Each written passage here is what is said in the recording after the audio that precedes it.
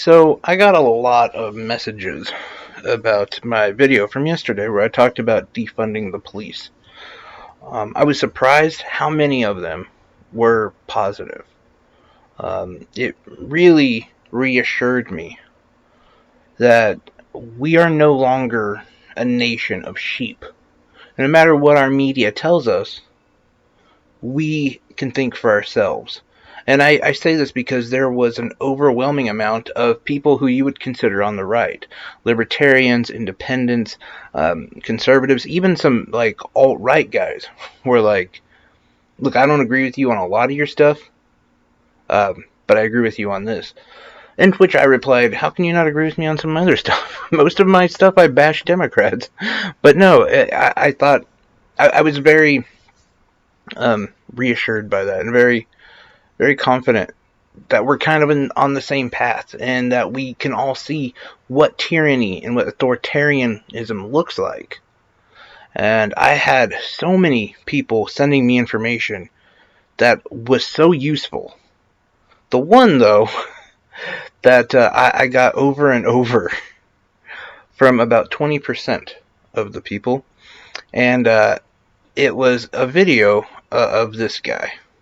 And Yeah, so a lot of you dipshit damn pennyweight sons of bitches want to damn defund the damn police department. Well, I'll tell you what, we do better than that.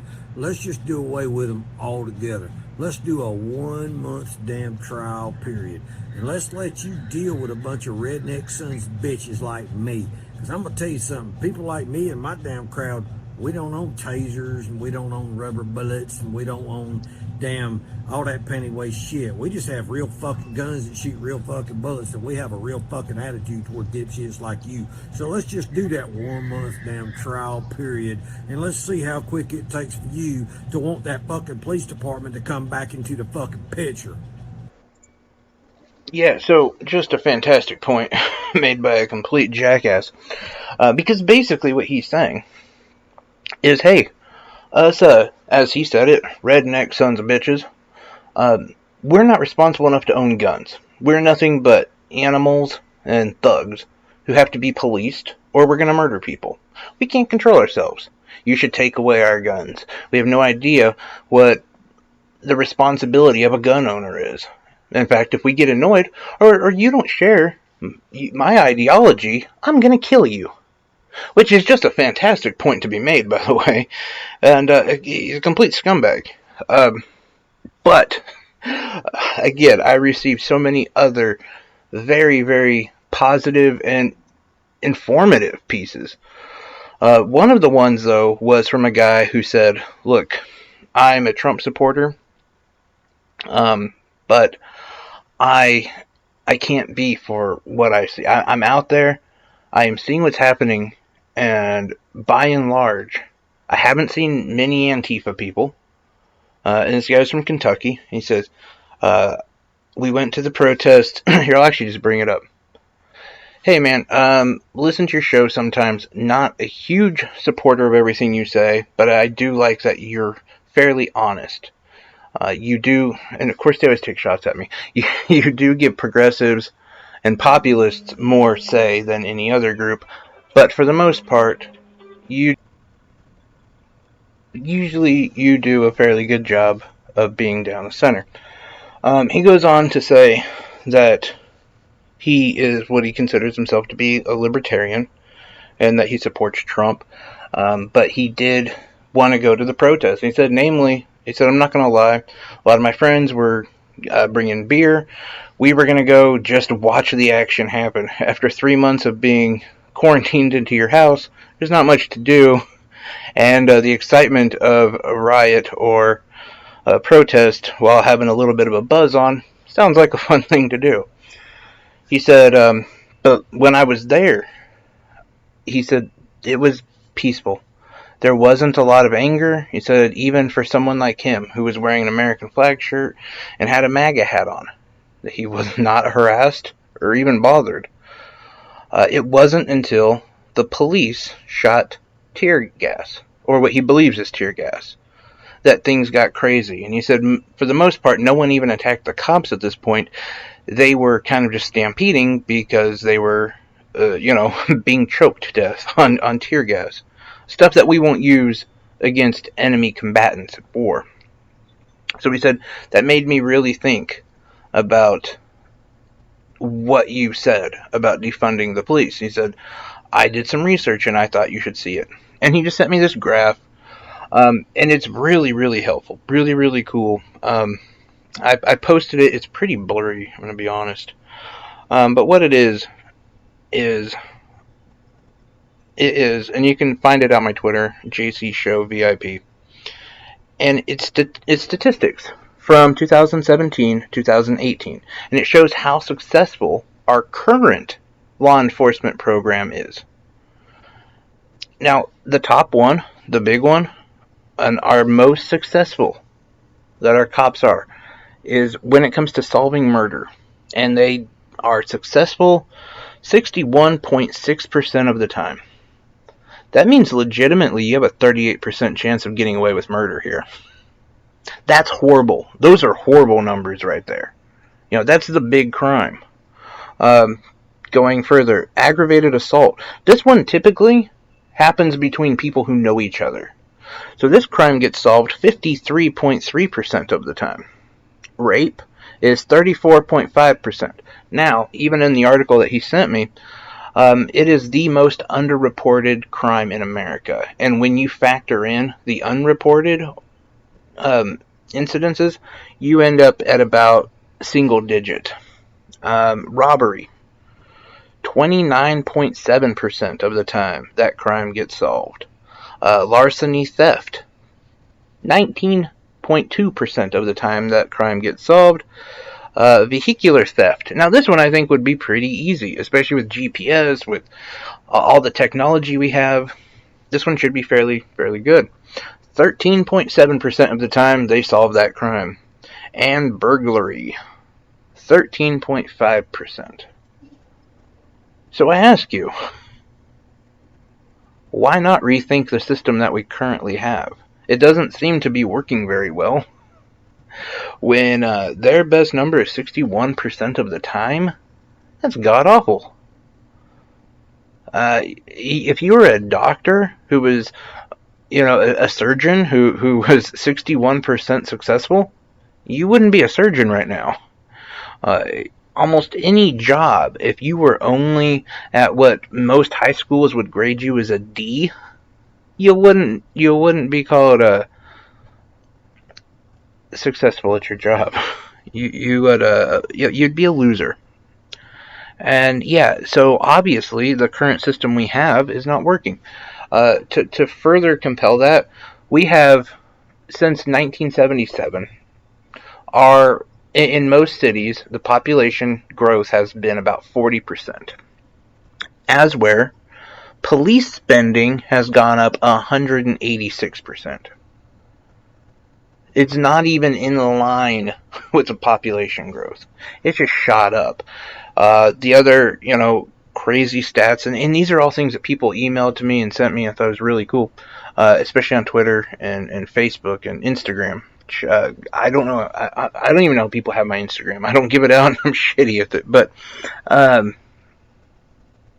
the average police officer makes one felony arrest a year. That's it. One felony arrest a year. Does that guy really do shit? Do we really need him?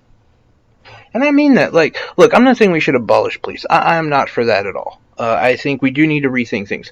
I've talked about my friend who's a police officer who got shot in the head during these protests. He was in Wichita, Kansas. He got lucky. He moved, and the bullet grazed his helmet. He is for defunding the police. He says, look, why would I want guns, rocket launchers, all this stuff? The unorthodox training that gets thrown into this. Why would I want those things instead of somebody who can handle the mentally ill people, the school kids, the truant situations with kids, the mentally ill, like I said, the homeless, the drug abusers? If you could hire people to handle those people, I'm all for it, is what he said. And that's exactly what we're talking about. We're not talking about dismantling the police and completely no law and order. Unlike that redneck who that's apparently how he thinks it is, enough to make a video about something he's not educated on, which is just fantastic. But that's exactly what this whole thing is about, and I'm really happy to see so many people who are on that same mindset and understand it. So many people who are on the left or the right. And this is kind of one of those moments where if you listen to legacy media and you follow the rules that they want you to, you'll only see one side of things. But it's like the protests in Michigan, the what we call, the quarantine protests. I knew so many people on the left who were like, I get it. I understand why they're doing that. On this very show, I talked about the support for those people. We're starting to understand each other's grievances, and we're starting to work together. And I think that is amazing. That is, and it's something that has to happen. It has to happen very soon, because in both of these situations that we're talking about being dissatisfied under the ruling class. We're talking about our country being taken over by these people. They're trying to turn us into the next Brazil. And if you look, 40% of America, it lives in poverty. 40 fucking percent of us. And that's not including the reports that are going to come out after the second quarter and beginning into the third quarter. That's not talking about people who right now have a home, have a place to live, but won't after, we got one more month left where they're safe from being evicted. But that's going to pass, and there's going to be mass evictions. 40 million people unemployed in this country. All of that hasn't really been figured into these numbers. And why? Because it's what they're doing to us. They're forcing us into this. And the fucked up thing is, there's nothing we can do.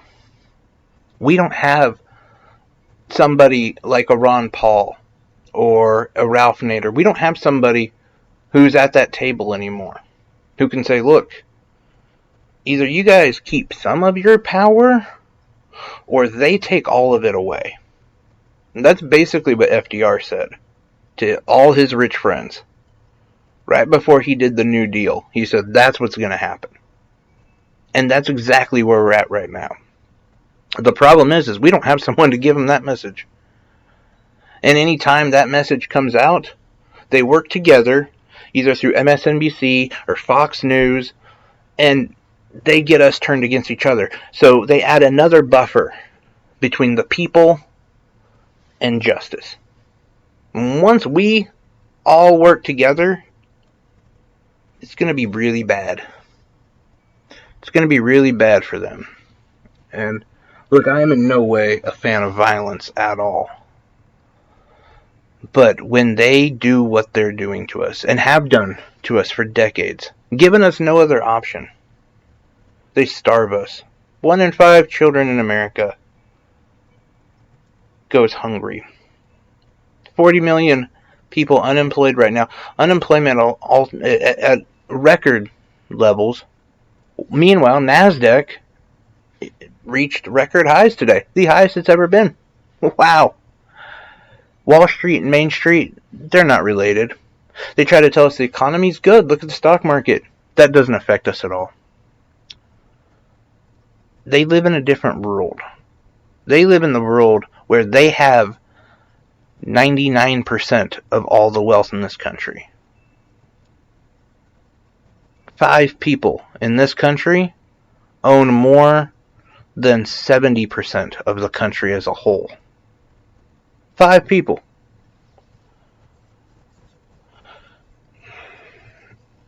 They're not us. We're not them. And it's going to take this kind of movement to finally start getting the ball rolling in the right direction, to finally adhere to a system in which we create. in which we tell them, we're not taking your shit. We're not buying your shit, for one. This whole, professional wrestling that's going on in D.C., where you get Nancy Pelosi and Trump squaring off, because that's exactly, by the way, what we all want to see, two geriatrics fight each other. But meanwhile, behind closed doors, Nancy Pelosi and Trump are working together to expand his ability to spy on you. That's happening right now as we speak. But they want to act like they hate each other and there's some bigger thing going on, because they don't want us looking at them. They don't want us to say, you know what, I don't agree with you on everything, but we can all agree that the ruling class is fucking us, and it's time we do something about it. It's time we hit the streets together to be united against these motherfuckers. Anyway, thanks a lot, guys. And again, thanks a lot to everybody who got a hold of me one way or the other, sent me information. It was really, really, really interesting. Keep doing that, please. If you guys have anything you want me to cover or you want to talk about, just send it to me either on Facebook, which is J Dillon, Instagram is J Dillon something something, Twitter JC Show VIP. Yeah, get a hold of me that way, and yeah, I'll go over it and we'll talk about it. Be awesome. Anyway, you guys have a good evening. You take care.